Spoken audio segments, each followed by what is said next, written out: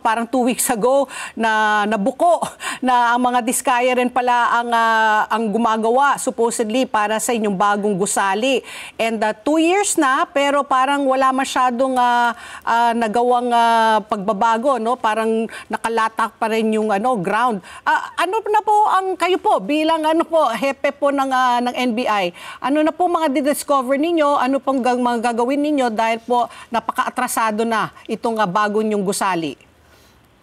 Yes, ma'am. Na-report ko na po yan dun sa Special Task Force at nakapag-designate na rin po ako ng aking mga deputy directors na to look into that at makipag-coordinate po kay kay Secretary Beans para malaman na namin kung ano ba next move. Ano po yan ma'am, phase 1, 2, 3, 4. Ganun po ang yan.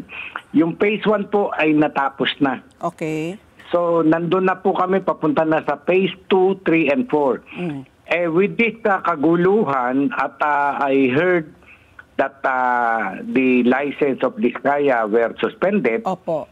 Kaya nga, makikipag-coordinate kami kay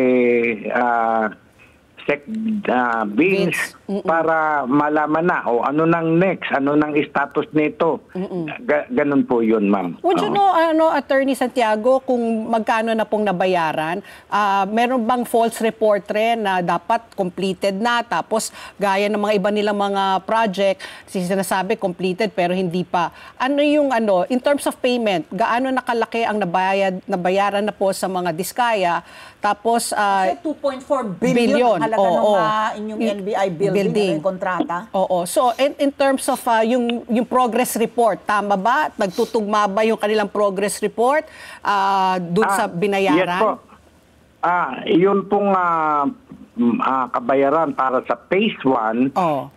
Yung phase 1 po ay yung demolition ng building at paglulubog ng mga foundation. Anong tawag doon? Yung nilulubog yung foundation.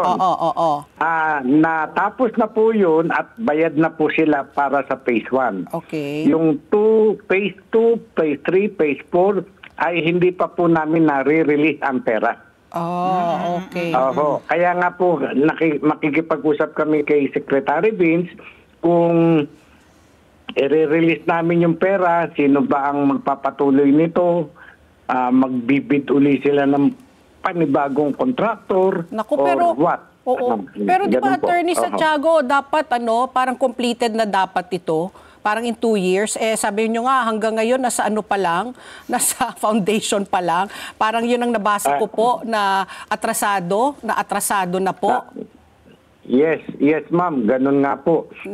Nung bago po akong director, umupo po agad ako with Secretary Bonoan at nakikiusap nga ako sa kanya na, Sir, sana po matapos ito bago matapos ang 2028 para mapasinayaan natin na ako pa ang director. Yung ganun po ba?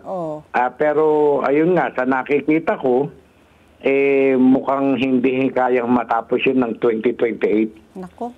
Okay. Nakikita natin ngayon. Binisita ko, nung isang araw lang dumaan ako, talagang ground pa lang Wala pang yung foundation pa lang ang nailubog.